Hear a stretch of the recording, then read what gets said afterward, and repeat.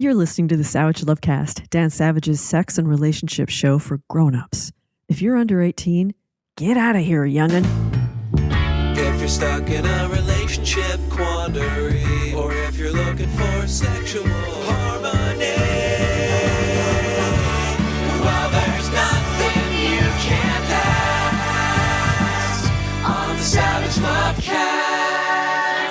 Lovecast. God damn it. I wasn't going to do an intro today, and I have the perfect excuse. It's my birthday. My birthday fell on Tuesday this year, and I was going to say something like, happy birthday to me. I'm spending an extended birthday weekend with the boyfriend in Berlin, and help, my boyfriend locked my phone and computer in the hotel safe. So no intro this week. Straight to the call. So sorry. Happy birthday to me again.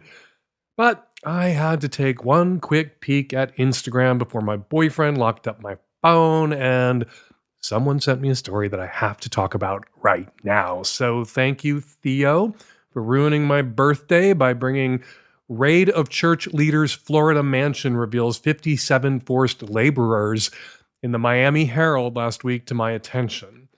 Hard to summarize this one quickly, but I'm going to try because there's some birthday cake waiting for me in the other room. Here we go. The feds raided the home of David Taylor, 53, and Michelle Brannon, 56, in August because Allegedly, they were running a money laundering scheme through their church.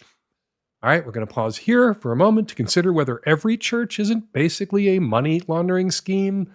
All right, moving on. Now quoting from Mitchell Willett's reporting in the Miami Herald, Taylor, who calls himself Apostle, and Brannon, his quote-unquote executive director, established call centers for the Kingdom of God Global Church across the country, staffed by followers working long hours with no pay. And it gets worse. The feds raided their mansion in Tampa, which mansion doesn't quite do it justice, looks a lot more like a castle to me. The feds raided the mansion where they found 7 Mercedes-Benz luxury cars, 2 Bentleys, gold bars worth $500,000, and nearly 60, quote, victims of forced labor living in cramped quarters. The people Taylor and Brannon kept in their palace, these people were not allowed to go anywhere or do anything without permission from Taylor. Not exactly prisoners. These victims of forced labor seem to have been kept in line by threats of eternal damnation alone. And not only were they punished with public humiliation and beatings, they had to serve Taylor sexually. Some were tasked with delivering women to him in the mansion and with making sure those women took Plan B before they left the mansion. And women who worked for this church, for Taylor's church, including women kept in those cramped quarters, aka cells in the basement of his palace, they were forced to provide Taylor with sexually explicit videos on demand.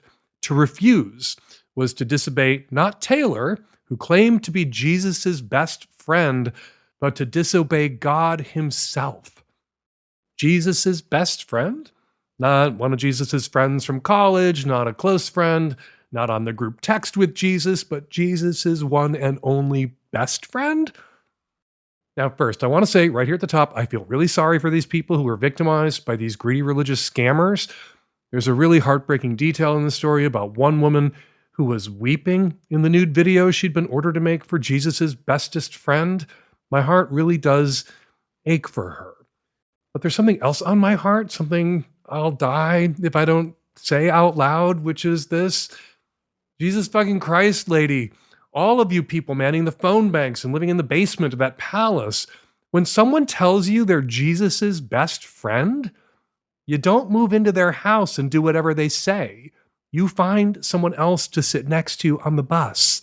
I don't want to blame the victims here, but joining a church is a choice, and the only thing Taylor seems to have held over these people's heads were threats of eternal damnation, which is not a thing. These threats were no more credible than his claim to have had several face-to-face conversations with God, which I assumed were arranged for him by his best friend, Jesus Christ.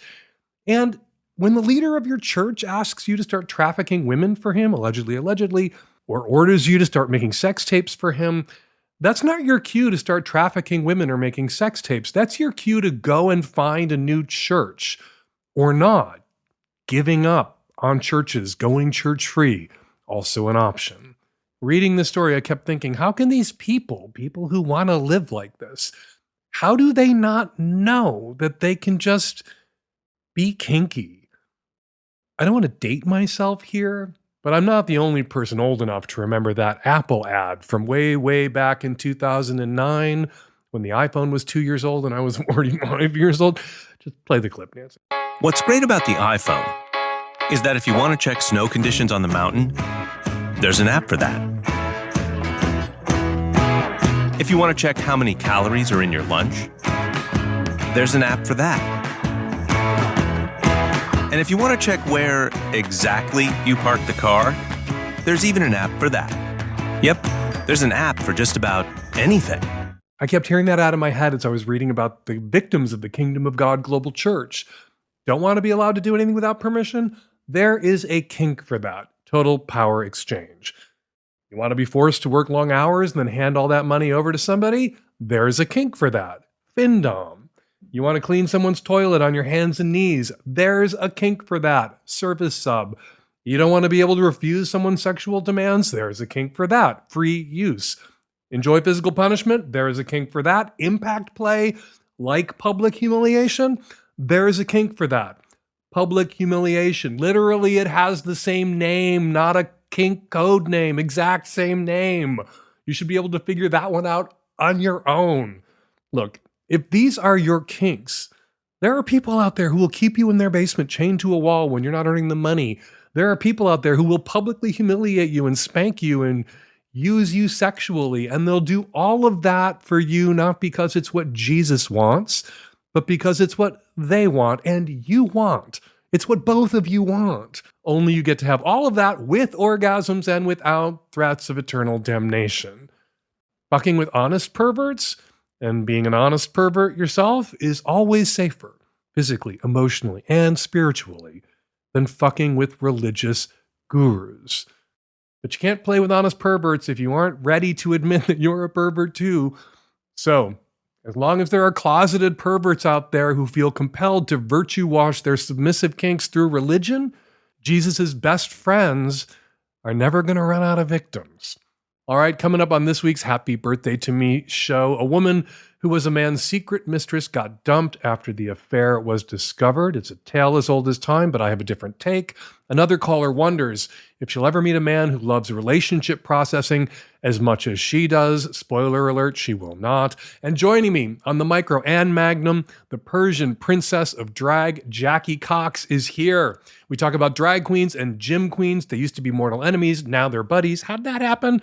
And we also discuss Jackie's weird tie to Alexander the Great. Then Jackie sticks around to give sex advice to a couple of my listeners. Some of my conversation with Jackie is on the micro. All of it is on the Magnum. If you want to hear it all, become a Magnum sub now at savage.love/subscribe. Speaking of Magnum subs, this Wednesday, Savage Love Live. Savage Love Live is a Zoom hangout with me and Nancy and all of our subs.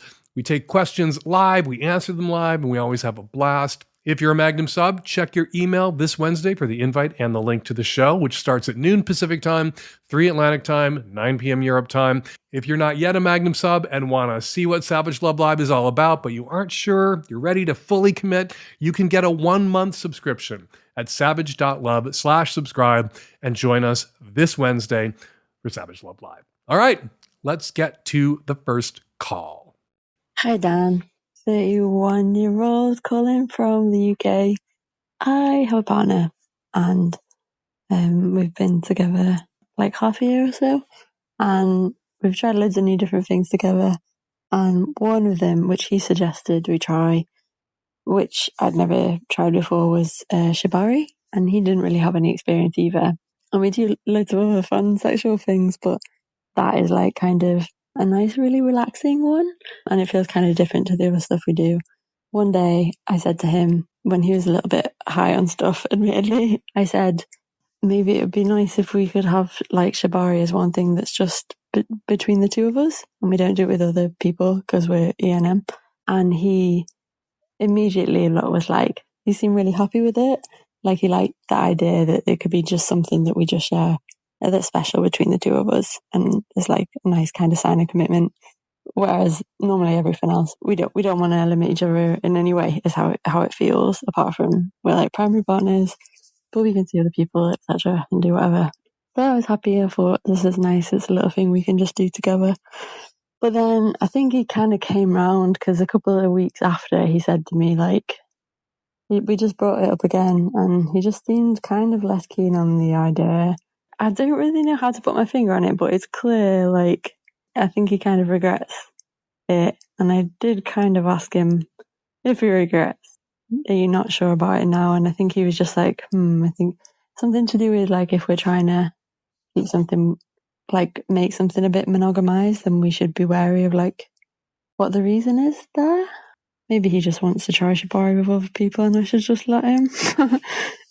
But I just feel like I would probably stop enjoying it with him if I knew he was doing it with other people, which is not the same with any other, like, sexual things, really. But it's just because it just feels a bit, like, I can't say why. I just think I wouldn't enjoy it much if I know that he's out there learning how to do stuff with other people as well and not just me. Like, it's not just a thing we're going in together. You liked having something that was just for the two of you. Love that word that you coined, or that I've heard for the first time in your question. You monogamized something. You have an ethically non-monogamous relationship. You have an open relationship. It's okay for either of you to pursue sex with other partners under whatever it is that your rules might be. But you identified this one thing, and you wanted this one thing to be your one thing, the one thing that you two only did for and with each other. And my question for you would be, okay, does it have to be rope bondage? Does it have to be that thing? That thing, the only thing that you do together, is something else that you can identify as the thing that you guys only do with and for each other? Because I can understand why he might have initially seemed agreeable to the idea of monogamizing Shibari and has now had second thoughts about it. Really for two reasons. There's a lot of people out there who are into bondage, who are curious about experimenting with bondage, and it might be weird for him as he's interacting with other partners to encounter somebody who enjoys bondage, wants a little light bondage play incorporated into their sex, and hears from him, nope, this one thing, I can fuck the shit out of you, I can eat your pussy, we can swing from the chandeliers, you can peg, we can do everything except this one thing, I can't tie you up. I could see how that might be a problem, considering how common an interest light bondage is for a great number of people out there, including people your partner might sleep with. Also, when it comes to Shibari, you say you guys just did this together for the very first time. Shibari, the Japanese art of rope bondage, is really complicated. It's hard to learn from a book. You do need kind of hands-on training from somebody who's more skilled than you are to get good at Shibari. There's only so much you can learn from YouTube videos. This is why there are rope dojos. This is why there are Shibari cons. This is why people get together to practice Shibari, almost like yoga, recreationally with other people that they may not be sleeping with, to acquire these skills, to get better and better at it. And if you want him to really be able to do, and you want to be able to do for him, amazing Shibari, not just light bondage, not just throwing ropes on somebody and hoping they don't fall off or they can't wiggle out, but the kind of Shibari that we see all over social media and in porn now. You want to be able to do that with and for each other, you are going to have to do Shibari with, if not for, other people to acquire those skills or skills at that level. The other interesting thing in your call is, if he does this with somebody else, this thing that you monogamized in your head, that you wanted to set aside just for you two, it'll ruin it for you. All right, that's something that he needs to think about. If he wants to get your permission to do it with other people, that then this is going to become something that you won't want to do with him. Will you be resentful? Is this desire, this anticipated desire, because he hasn't done this with anybody else yet. So far, he's honoring the rule or the boundary that you set down. Is this just you pouting in advance? Is this retaliatory? Is this a kind of sulking? And once he is out there doing it with other people, you'll feel differently about it, especially if he is out there doing it with other people and gets really fucking good at it.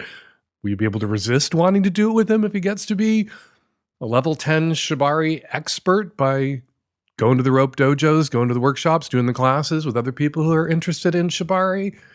Because of what you've awakened in him when you suggested this kind of play is a desire to really get good at rope bondage.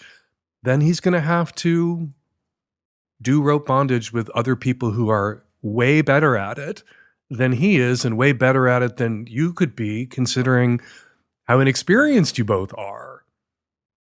So my suggestion would be to understand why it is he wants to do with other people, ask him some more questions about it, and then let him and see how you feel later. And obviously bondage wasn't so crucial to your sex life or your erotic imagination that you required it in every relationship that you've ever been in. So it being absent from your primary relationship might not be that big a bummer, might not be that big a missing piece for you.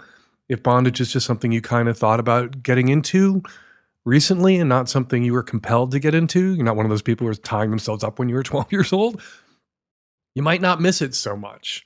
And you might value more the freedom that you still both have to explore what you want to explore with other people, even if that means Shibari with your primary partner has been ruined for you by him doing it with others. Lots to think about here. I'm sure you can work this out. The only way to know how you're going to feel when you get to the other side, where he's tied up some other people or is doing Shibari with other people, is to, I guess, risk letting him do it with other people and then see how you feel. You might not feel the same way you do now. Hey there. I'm a mostly straight cis male with a lot of group sex kinks. One of them is the idea of my lover using another man's cum as lube on my cock while I get a handjob or blowjob. My question is, what level of STI risk am I taking by having someone else's semen on my cock? In particular, I'd love to place it on the spectrum of risks involved in other activities, from kissing to oral to P&V to PNA. Where does it fall in that lineup, risk-wise?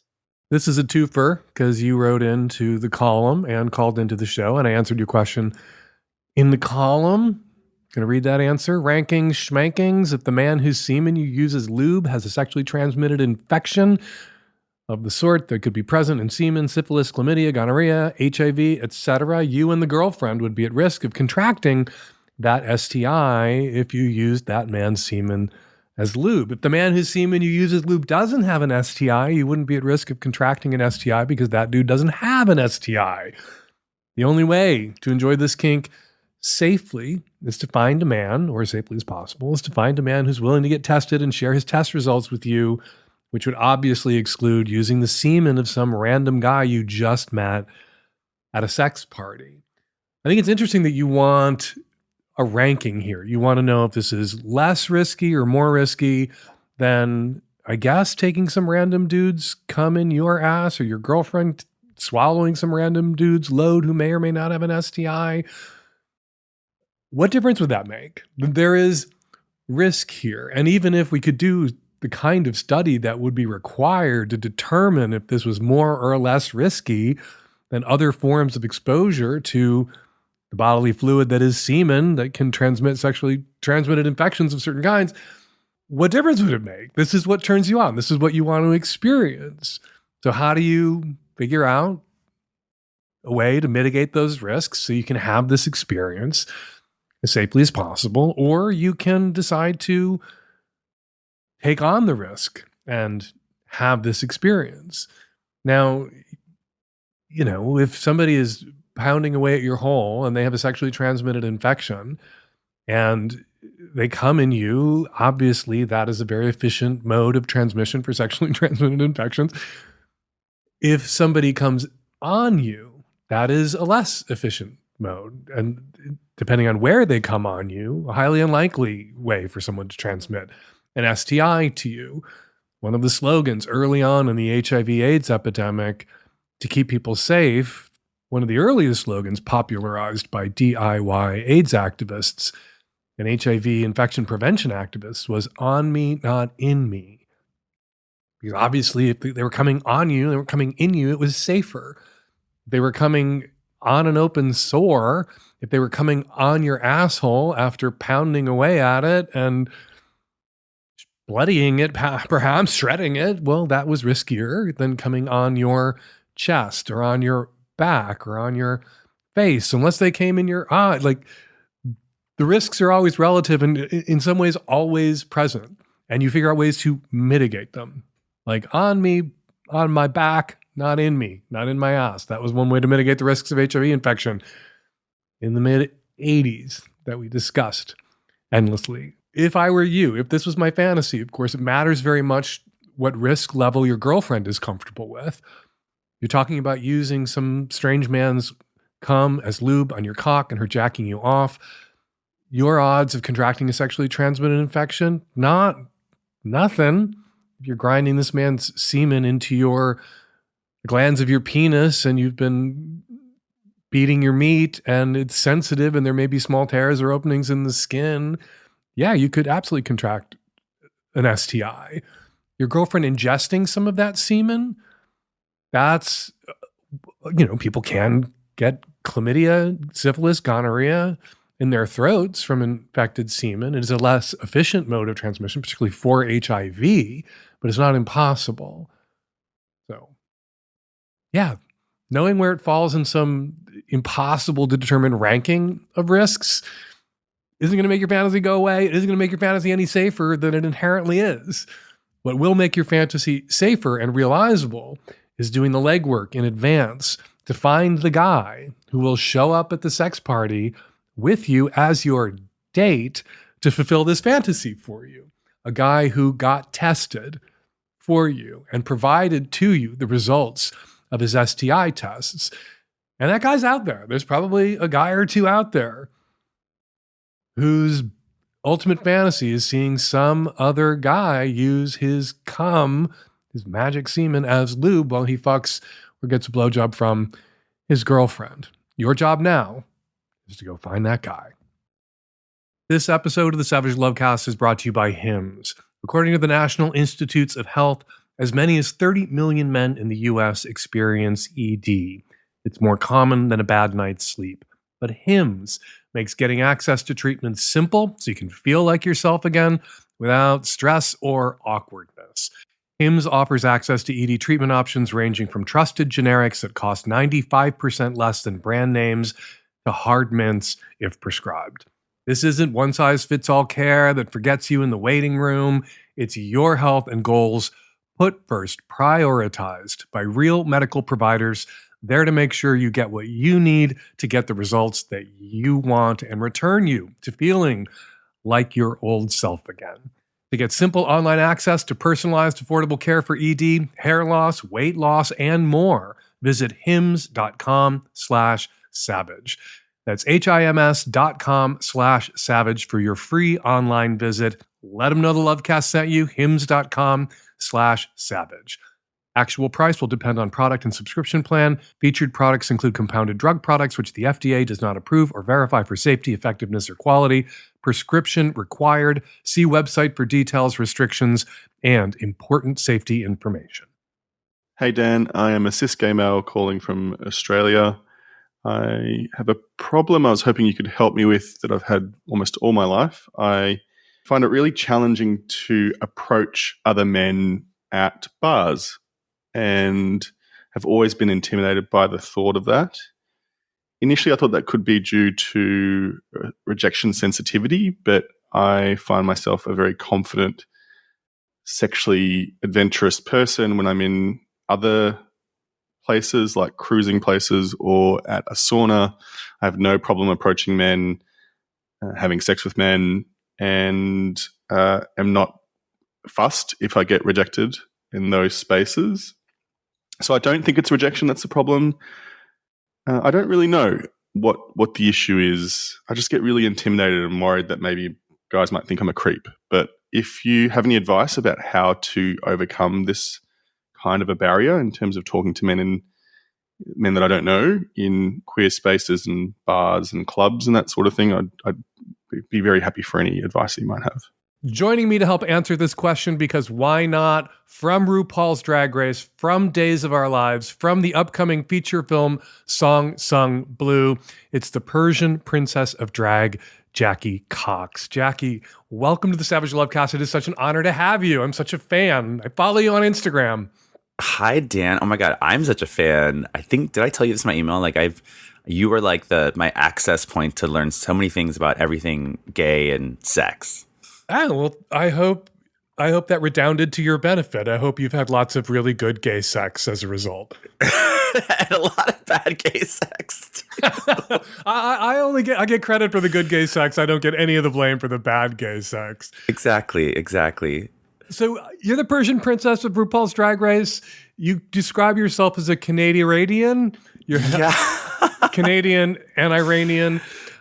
Your background, how did a nice Persian boy like you wind up doing drag in Hell's Kitchen and living in New York City? Oh gosh, yeah. I moved here after college. I moved around a lot as a kid, and where I met you in my brain was, and when I lived in Milwaukee in middle school, and The Onion was huge there, and that's where I like read all your articles. And then I moved to California after that, and then I went to college out there, and then I moved here to New York afterwards. So I've been here a long time, and I started doing drag here because I loved it. I think New York drag is amazing. Drag is so different everywhere, but New York drag is like my favorite place to do drag. And yeah, it's a funny story. My friend was throwing a drag competition and asked me to do it, and I did it, and I won the first thing I ever did, and I was like, all right, I'm in. And now, the dopamine here we are. Must have been incredible winning the first thing. Yeah. Well, 15 years later, I'm still here, so there's something's working. And you're professional. You're a drag queen professional now. You're an alumnus or a part of the fraternity, sorority, I don't know what they call it, of RuPaul Drag Race contestants. You did really well in season 12. The Drag Race cinematic universe, right? Yes, which has some villains and some heroes. It's amazing. Do you guys all hang out? Do you have like back channel discussions with other queens who've been in other seasons, or do you just hang out with the queens from your season? We definitely have a group chat from the queens of my season still, that we still are in. Whenever we're in the same town, we always message each other. But then the rest of us, we always see each other on gigs. Like I'm actually going on a cruise ship in a couple weeks. It's going to have like a bunch of the queens on it, like Bob, Bianca, Alyssa Edwards, Trinity. Like a bunch of us are all just working on this one cruise together. So we always end up hanging out when we're working, which is fun. What is it like to be on the show? I'm sure you get asked that question constantly, but what is it like to be on the show? I mean, it's definitely a high pressure cooker, but it also felt like summer camp a little bit to me because like in my real life, I have a million other things I'm worrying about, but on Drag Race, you're like just there to do Drag Race, which is so fun. Like, it's like, you're like, this is like, it's like theater camp or whatever, where you're so excited just to like be doing theater all summer. It's kind of like that, but you're just like, I'm just doing drag all summer. That's how it felt, to be honest. I had a good time. I was a judge once in season 4. It's an iconic season. Season Sharon Needles won. And I did something brave. I was a drag queen. I did drag for many years. And I walked the runway when the judges came out. The judges used to strut out. And I walked the runway in a pair of heels that RuPaul signed for me that I still have. And I was terrified I was going to fall. And then they would use it. But I didn't. I nailed it. I can still walk in heels, even though I'd stopped doing drag like 15 years before I was on the show. They were going to Carrie Bradshaw you. Okay, so let's talk about our caller. Like, ostensibly, this is a sex advice podcast. We have to give some advice to this caller. He's a hard time approaching other men in bars, not a problem in saunas or cruising places. You spend a lot of time in bars and clubs. All drag queens do. Do you find it easier to talk to men when you're in drag? Ooh, that's a good question. No. I love Jackie and I love being her, but I always feel that when I'm in drag, I just hold Jackie to like a standard of charm and funniness and like poised and beautiful femininity. And in my brain, like when I'm Jackie, I have to really be on. And so it's not that it's harder to talk to people. It's that it's a little more exhausting to talk to people when I'm in drag. Like, look, I'll go wherever there's a paycheck. But one of my least favorite kinds of gigs is they're like, why don't you just come and hang out with everyone? And I'm like, I'm not on a stage. I'm not like doing numbers or... Like, no, you're just like there as like atmosphere. And like, because then it becomes like, then the performance like never stops, right? Because then you're like, okay, I have to be funny and, you know, all this stuff. And I get in my head a little bit sometimes when I'm in drag. The minute the gig is over for me, I get out of drag and I go talk to everyone out of drag. Because then I feel like I can relax a little bit. Like, no one expects me to be like smiling all the time. I don't know. I think maybe that's just my thing in my head, but I think of drag as a performance. So even when I'm hanging out in drag, I feel like it's still a performance. So my thing is after the gig, I like jump out of drag and I go hang out with people out of drag. I did drag for a decade, and one of the things I loved most about it was being in the bars in drag, just hanging out, because you were outside the competition for dick. Because you didn't go out in drag to get laid. Sure. So people didn't see you as a possibility, and people didn't see you as competition. And you kind of like, when I was in drag, I could be a matchmaker. I could play Yenta. I would see two boys eyeing each other and walk up to one and say, you want to meet him? I'll introduce you to him and drag him across the bar. And that was my favorite thing in drag, was just to be this like Not, it's not kind of priestess or something, but you're kind of like outside the competition for dick that can really like inhibit people in bars because they're always like worried about how they're coming, like the caller where you're coming across as a creep. That's interesting. Or you're talking to somebody you're not interested in and you don't want to get the wrong idea by being too friendly. So you're cold to people that you're not interested in. And when you're in drag, it's just like, I'm not here to try to pick anybody up or get picked up. I'm just here to be fun. And I really enjoyed being like not on stage and drag in a bar. I think one thing that's different for me is because so many people's access point to me is RuPaul's Drag Race. They feel like they know the person under the wig and makeup. So like a lot of times people will come up to me and like, even if I'm in drag, they're like, hey, you know, just so you know, I think you're really cute out of drag. Like people will hit on me and then I'm like, I have this weird like, what's that word? Almost like a dysphoria where I'm like, wait, I'm not him right now. I'm her. And then I get kind of like, you know, if you want to like come talk to me as like a person, it's sometimes easier when I'm out of drag. Though, I mean, I've done all those things too, like the fun and the playfulness and, you know, doing all of that as well. I always find myself a little more exhausted afterwards. It kind of takes my extroversion part, kind of the tank maxes out a little faster in drag. The fabulous Jackie Cox and I had a much longer conversation. You can hear all of it once you become a Magnum sub. Head on over to savage.love/subscribe to get yourself a month subscription if you have commitment issues, or you can commit to a full year if you're ready to be mine. But whether you're a micro listener or a Magnum sub, please know we appreciate you. This episode is brought to you by Helix Sleep. I've been doing a fair amount of traveling lately. If you follow us on Instagram, you've been along for the ride. And while I love checking out new places, I'm always so happy to get home to my Helix mattress, or my Helix mattresses, plural, I should say, as we've got a Helix mattress on every bed in our house because we want our guests, including our special guest stars, to sleep just as comfortably as we do. The Helix lineup offers 20 unique mattresses, including the award-winning Luxe collection. That is ours, of course. Terry will accept nothing less than Luxe. The Helix Elite collection, a mattress designed for big and tall sleepers, and even a mattress made just for kids. To figure out which mattress is right for you, take the Helix Sleep Quiz to find your perfect mattress in under 2 minutes, and your personalized mattress will be shipped straight to your door free of charge. And with Helix's 100-night sleep trial, you can try out your new mattress, see how your body adjusts, and if you decide it's not the best fit, you are welcome to return it for a full refund. They offer models with memory foam layers to provide optimal pressure relief if you sleep on your side like I do, or models with a more responsive foam to cradle your body for essential support in stomach and back sleeping positions, and other stomach and back positions too. Plus, enhanced cooling features to keep you from overheating at night. Right now, just for my listeners, Helix is offering 20% off site-wide. Go to helixsleep.com/savage. Let them know the Lovecast sent you by going to helixsleep.com/savage. With Helix, better sleep starts now. Hi, Dan and the tech-savvy at-risk youth. I was an affair partner for 3 years to a married man. I always knew that I was kind of a way for him to stay married. He was in a relationship that could not be opened up, and yet he couldn't leave for, whatever reason. People can't leave their relationships. And I knew that, and I kind of entered into it to give him something positive in all of the chaos that was his marriage and his life. And she recently found out, and he left me to protect his marriage. And while I don't blame him for doing that, I'm having a really hard time with this breakup. It's been 4 months and I still feel as bad as I did on day one. And it feels so much bigger and harder to get over than a regular breakup. And maybe I'm just imagining that because I've somehow blocked out how every other breakup has felt, and that I'm still in a lot of pain. He keeps trying to be in my life in other ways, keeps trying to help me with my career.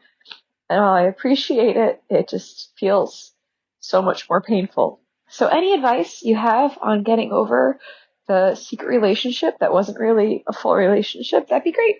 You say that this has been harder for you than all the other regular breakups in your past that you can remember.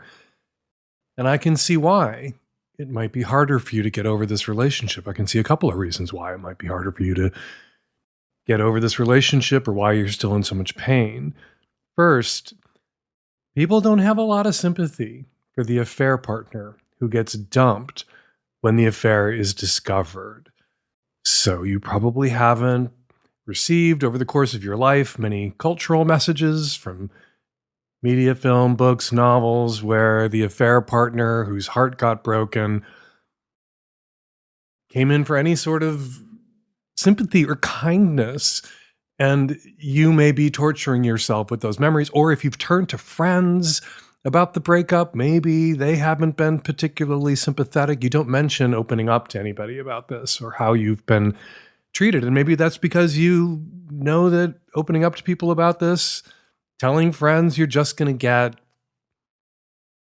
retroactive I told you so's if they didn't know about the 3-year affair you were having with this married man. You're going to get a lot of, well, what did you expect?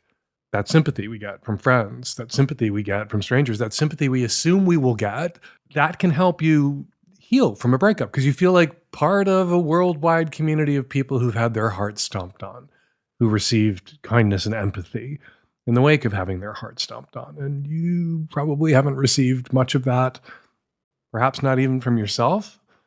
So I'm going to give you some. I feel really sorry for you. My heart goes out to you. I'm going to make assumptions about this guy's marriage. We're going to assume that everything he told you about his marriage was true.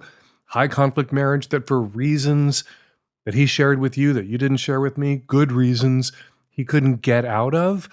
All right, if he was doing what he needed to do in order to stay married and stay sane by seeking out a safe, discreet affair partner, you were helping somebody do what he needed to do to stay married and stay sane. You were the thing he was doing that helped him stay married and stay sane. And if there are good reasons even you regard as good for him to stay in this marriage, you were helping keeping a marriage together that, although not perfect, both parties wanted to keep it together. She didn't dump him when she found out about the affair. She insisted he dump you. And so, in that sense, you were doing the Lord's work. I tell people all the time who are thinking about affairs that there are circumstances under which you can do what you need to do in order to stay married and stay sane. Because sometimes having an affair is the least worst option for all involved, including the person being cheated on. And that implies the existence of the affair partner, the necessary and good affair partner that helps a married person stay married when they should stay married. Maybe they have kids with special needs who are dependent on them. Maybe their partner's dependent on them, or they're dependent on their partner in a way that makes leaving impossible.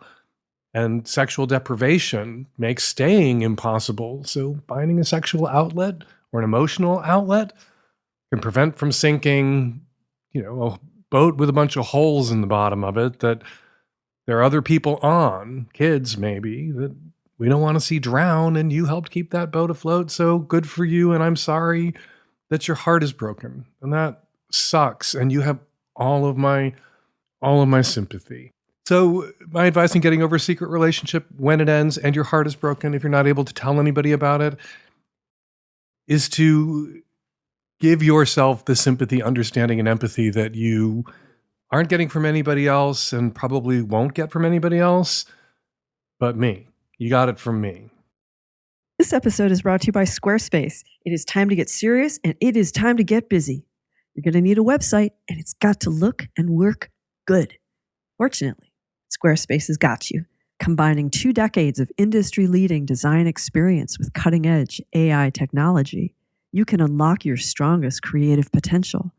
It empowers anyone to build a beautiful, more personalized website tailored to your unique needs and craft a bespoke digital identity to use across your entire online presence.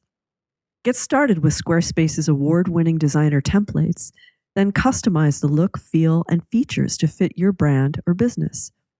Choose from expertly curated color palettes that can be applied to any template, getting you one step closer to a finished product. Squarespace also has powerful built-in SEO and commerce tools so you can quickly get a site up and running that supports your business. Oh my lordy, there's so much more to yap about with Squarespace. That's why the Hump Film Festival uses it, and my stupid band too. Head on over to squarespace.com for a free trial. And when you're ready to launch, go to squarespace.com/savage and use the offer code SAVAGE to save 10% off your first purchase of a website or domain. That's squarespace.com/savage and use the offer code SAVAGE. Hello, Dan. I am a mid-30s woman on the West Coast. I am someone, when in relationship, that gets like a lot of energy and enjoyment from long conversations with my partner where we're like hashing out relationship questions. I'm not a yeller, I'm not an arguer, but I really, really do enjoy discussion. What I've realized over the last maybe 5 years or so is that I keep tending to end up in partnership with men who really don't get a lot of energy from these types of relationship talks. It's not that they're necessarily opposed to it. It's just that they're exhausted and drained both during and after the conversations and need like a lot of recovery time. Even during the conversations, I've found that their lack of enthusiasm due to just being so tired of discussion during the conversation really affects me and sort of inhibits me from having the talks that I'd like to have, just because like I don't want to exhaust them, but at the same time I get annoyed, even though I don't think I express it, but like internally I feel annoyed that they are not like enjoying working out these things that need to be worked out in relationship. So what I'm wondering is, how can I control for this when I'm dating? I'm taking an intentional dating break right now for a while I try to figure out exactly how to do this so that I don't mess up in the future. It's difficult because this isn't something you can really write on your like dating profile, like looking for someone that is a great communicator, because everyone's going to put their best foot forward and say they're a great communicator. But I feel like over time it becomes clear that a lot of people actually aren't great communicators when it comes to these types of important discussions.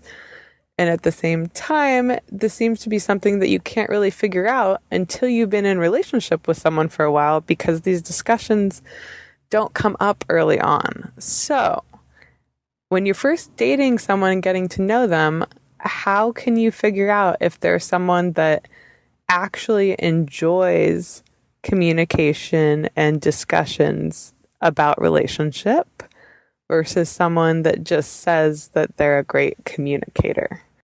It is a shame you are not a lesbian. You sound like a lesbian born in a straight woman's body. Yeah, you like to talk. You like to process. You like to really drill down on relationship issues. And that is a lesbian superpower. It's a lesbian cliche right up there with the U-Haul truck after the first date, or bringing a U-Haul truck to a first date.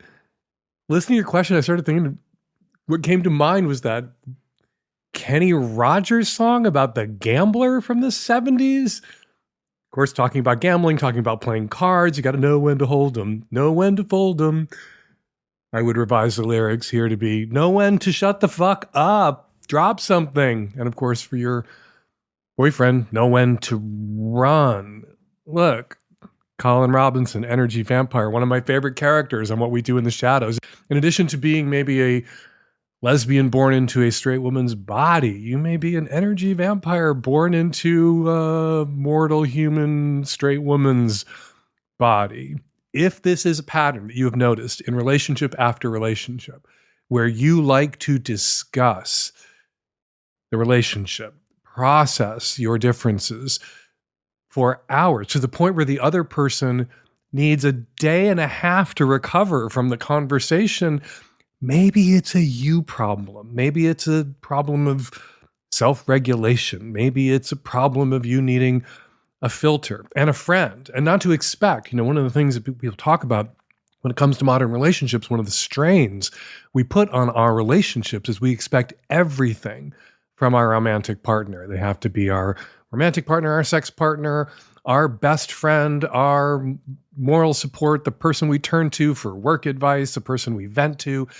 And it may be that you're taking too many of your emotional needs, too much of your need to just endlessly discuss relationship shit to your boyfriend, especially to your brand new boyfriend or a brand new boyfriend. And you need to spread that around like manure on a cornfield. You need to have a boyfriend that you talk about, maybe not as much as you would like to talk to him about your relationship issues, and then a best friend or two that you talk to about your relationship.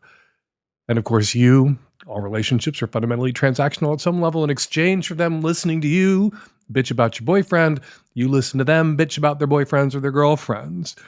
This is a problem. You've identified a pattern in your relationships where this aspect of your personality, your desire to discuss and discuss and discuss the relationship costs you relationships. All right. Now that you know that's a problem, now that you know that's a pattern, now that you know that that is a you thing, a you in particular as a straight woman who's cursed to be in relationships with straight men who famously, not all, but most, cliche about men now, don't like to talk about their feelings that much. You want to talk about the relationship. Okay, the guys you're going to be with just want to have the relationship and talk about whatever it is they need to talk about to make the relationship possible. And being in a relationship with someone isn't talking about the relationship. It's doing things, going places, having experiences, experiencing things together that you two get to talk about together. It's you two arms linked, facing outward and taking on the world together. Not you two sitting knee to knee, looking at each other, turned inward, endlessly picking apart. What? You don't even mention what the things it is you like to discuss are. What? At a certain point, you should have identified the conflicts that can be resolved, the things about each other that you can change, and then identified what I like to call, you say you've been a listener for a long time, the prices of admission, the things about your partner that are never going to change and that you're just going to have to live with, pay the price of admission. That price of admission, and one of the prices of admission you may have to pay to be in a relationship with any straight man ever, is not getting to discuss the relationship to the extent for the hours and hours and hours every day you would like to discuss the relationship. Is that a price of admission you're willing to pay? Pay it. And you will be able to be in a relationship with a straight man. If you are unwilling to pay that price of admission, you're going to need to get a girlfriend. All right, time for listener feedback. First up, a few comments listeners left in the comment thread about last week's show at savage.love. People there are determined, the commenters are determined to get to the bottom of this issue. Can using a bidet cause you to urinate more? No, says our guest expert, the eminently qualified Dr. Barack. Not so fast, say Savage Love listeners. Says Nathan J. Williams, on the bidet pee question, I think it was dismissed too quickly. Sure, the water being sprayed isn't going up and through the collar, but there is something going on here. Says Ron Wasserman, don't know why the doctor missed the obvious. When warm bidet water gently sprays anywhere near the bladder, it will release more urine. It is the warmth. A heating pad works the same way. Says Golden Girl Jane to the bidet guy, there is a reason parents will run sink or bathtub water to help kids pee in the toilet. Running water can make you have to pee. Maybe that's all it is. Says Hater Tots, the bidet guy may be experiencing a version of something called immersion diuresis. This is a physiological response to submersion in cool water that causes increased blood flow to the central organs, including the kidneys, which makes you pee. While I assume the caller is not fully submersing himself in his bidet, I wonder if the cool water hitting his anus is causing this reaction. So it's either the warm water of the bidet that's doing this or the cold water. More study needed. Finally, on a different topic, says Orgazo Goblin, Dan Savage, I am really tired of this. Why aren't you recommending pelvic floor exercises, aka Kegels, to people? It's not just for pregnant women. I'm a 36-year-old man who started doing PFE, Kegels, in 2016. My erections are harder now, easier to get, and easier to maintain. It's the same effects as Viagra, but long-term and natural. Okay, I will recommend Kegels to people more often, or Gazo Goblin. I recommended Kegels to people for so long, for so many years, especially in the early years, that I guess I felt like it should go without saying now that everyone out there should be doing their Kegels. But I will start mentioning them again now. Anything for you or Gazo Goblin. All right. We love our commenters around here. They've made Savage.love the one place on the internet where you should read the comments. And if you have something to say about something I've said on this week's show, or if there's something I should be recommending that I haven't been recommending, go to Savage.love and put it in the comments. And now Savage Love listeners who left voicemails on our answering machine about last week's show get to have the last word on this week's show.